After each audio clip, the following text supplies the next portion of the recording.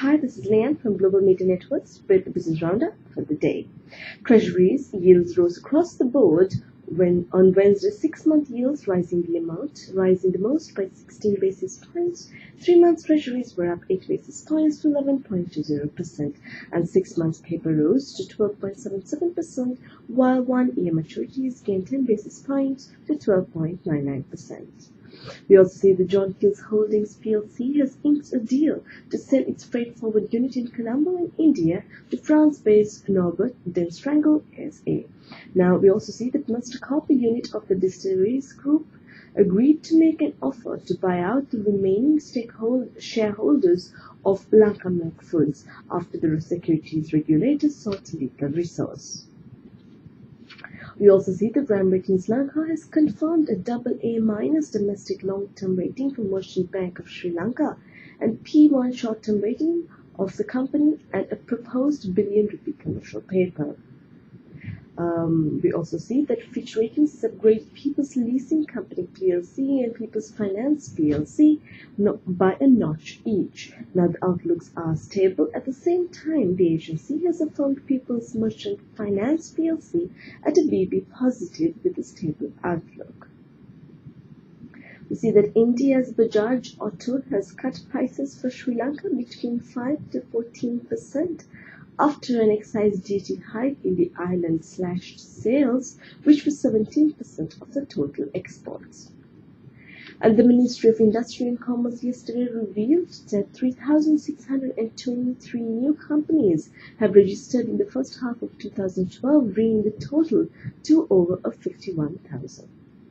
Carson's Cumberbatch plc redeemed 5.5 million Class B non-voting redeemable cumulative preference shares unlisted held by DFCC at 10 rupees per share on 30th of June 2012. Moving on to more business news, we see that Sri Lanka's foreign and local currency ADR's ratings has been affirmed by the BB negative by Fitch Ratings, and the outlook for both ratings is stable though.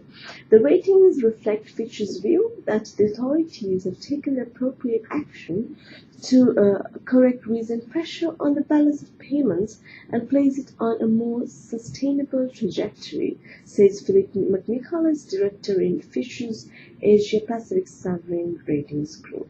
Now, in a statement issued, he also added, given the weakened state of Sri Lanka's external finances and heavy external debt for refinancing schedule through to 2013, the authorities' ability to persist with policies that address existing macroeconomic balances and improving external liquidity is crucial.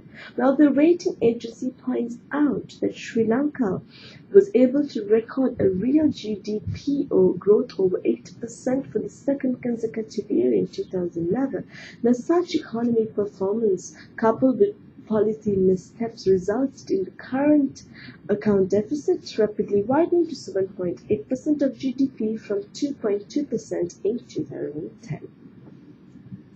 We also see that one of Sri Lanka's leading PVC pipes and fittings manufacturers says that if the high interest rates prevail, it could dampen demand in the construction industry as medium and small investors defer new investments. Now, chairman of the Central Industries plc, S.V. Vanigasekara, points out that apart from the rise of the interest rates, the unprecedented depreciation of the local rupee is also worrying them.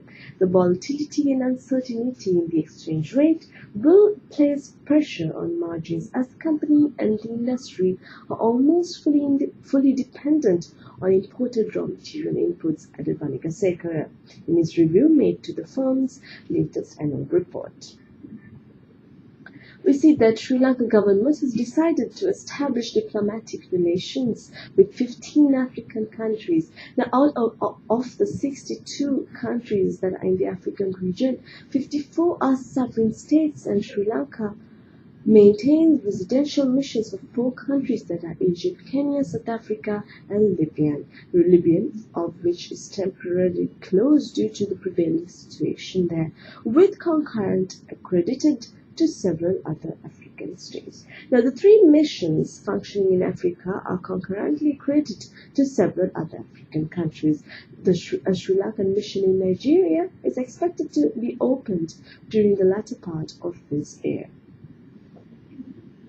We see that the Airtel Rising Stars, looking at the sports news, we see is an island-wide talent hunt which will give 12 young Sri Lankan footballers a chance of a lifetime to train with the Manchester United soccer school in England and kick off a career in professional football.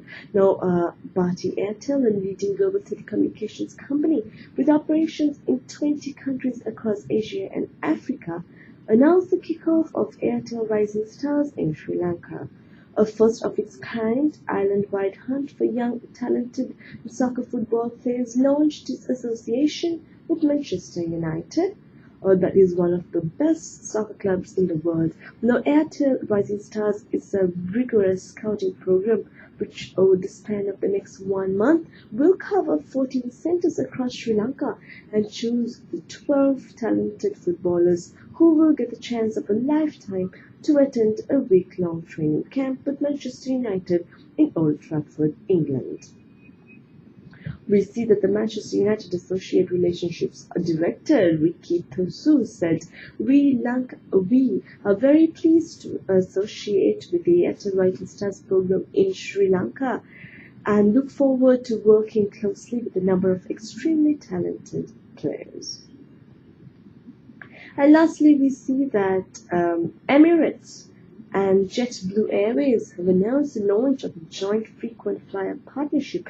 Now, Emirates Skywards members are now able to earn Skywards miles on JetBlue's network throughout the Americas, while members of JetBlue's customer loyalty program TrueBlue will be able to earn TrueBlue points across Emirates' network of more than 120 destinations worldwide.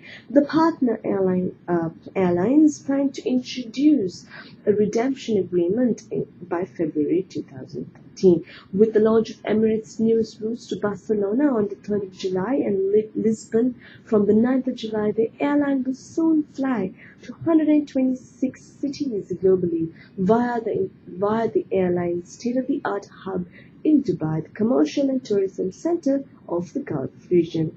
With that, I round up the news for today. Thank you very much for listening and wish you a good weekend.